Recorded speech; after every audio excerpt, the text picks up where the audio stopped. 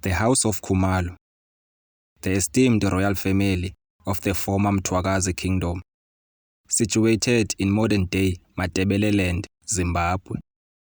Formed in 1823 by the visionary leader Mzilikazi Kamachobana. The Mthwakazi kingdom flourished under the Khumalo lineage, leaving a mark on the region's history. Despite the end of the kingdom during the First Matebele War in 1894, the House of Khumalo has persevered, with its current head, known as Lobengula II, carrying the legacy forward. We're going to be looking into the rich heritage and legacy of the Khumalo dynasty, exploring their titles, origins, and enduring influence on the cultural landscape of Matebeleland.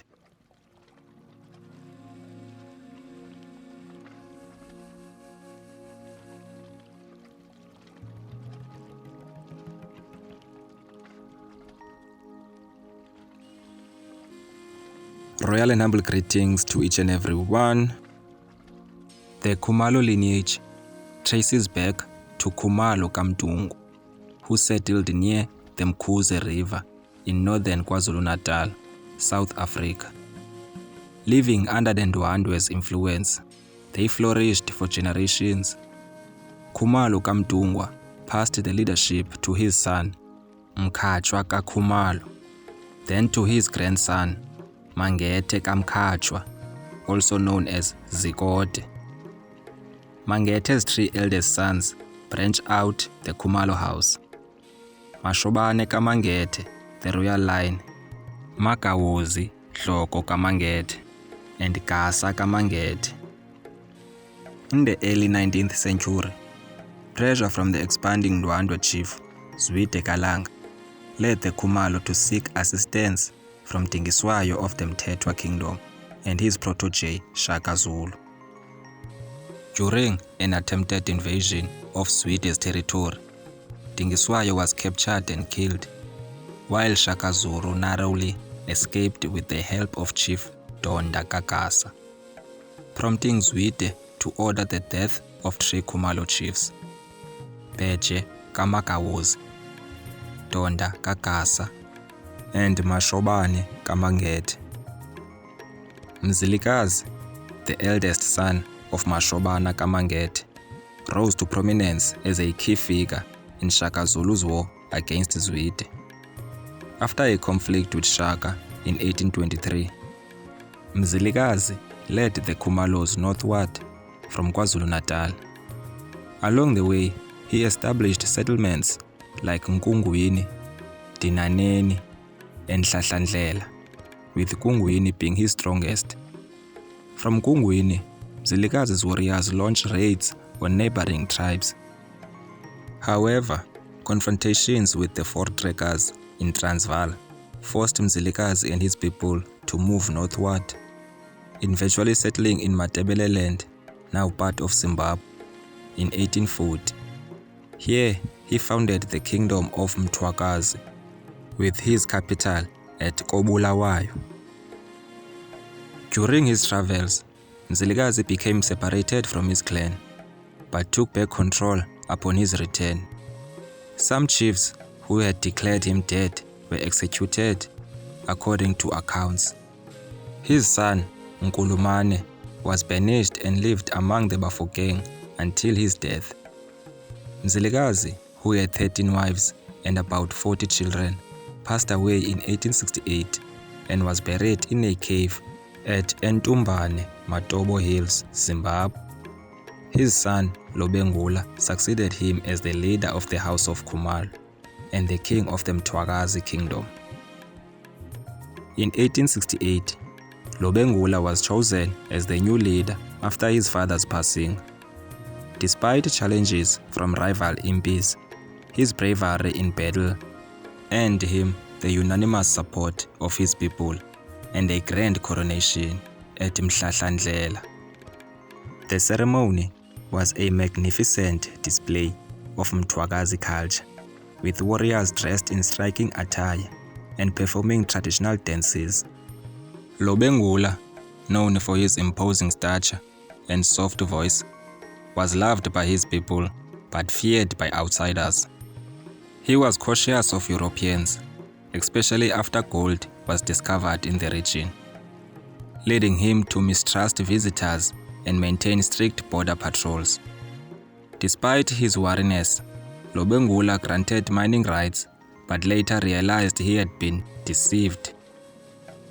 The road concession, signed under pressure, ultimately led to conflict with the British South African Company and the devastating First Matebeleland War.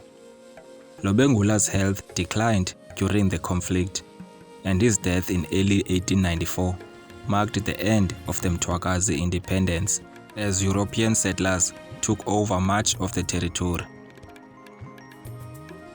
After Lobengula's passing, Cecil Rhodes took 4 of his sons to Cape Town to give them Western education, aiming to distance them from their culture and royal heritage. Alben Njube Khumalo, Lobengula's first son, was considered the best candidate by his father and the Council of Chiefs to lead the House of Khumalo. He later settled in Port Alfred, purchasing a farm with his allowance. Alben passed away in 1910 due to pneumonia, leaving behind 2 sons, Albert Lobengula Khumalo, who passed away without children, and Rhodes Njube Khumalo, who became a teacher and founded the Highlanders Football Club before tragically drowning in 1937. Lobengula's second son was Mpezeni Khumalo, born in 1880, received his education in Cape Town but passed away at a young age due to pneumonia, which is very odd because that's how the first son also died. The third son was Nguboyenja Khumalo, born in 1881 and became the first black lawyer in Southern Rhodesia, but later suffered a mental breakdown and lived as a vagabond, which is to be homeless and jobless. Nguboyenja Khumalo died in 1944. Then the fourth son was Sidojiwa Khumalo, born in 1888, was educated in Bulawayo and worked briefly in the Native Department before retiring. He passed away in 1957, leaving behind about 30 children from 4 marriages. Now, in the past few years, there has been disputes over who has the legitimate right to the throne, with different frictions supporting different candidates. Stanley Raphael Chuma declared himself King Mzilikazi II in 2016, but his lineage is unclear, so his claim was questionable. The House of Lobengula supports Prince Peter Zwide Khumalo as King Nyamande Lobengula II.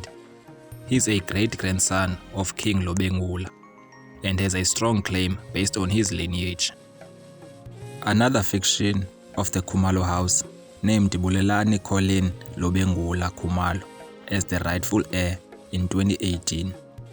His claim is disputed, especially by the Lobengula Family Trust, but despite several attempts to temporarily put a pause on his coronation for review and process by the Zimbabwean government, Bulelani Lobengula was crowned in a private ceremony by the Khumalo House as King Bulelani Lobengula Khumalo Mzilikazi.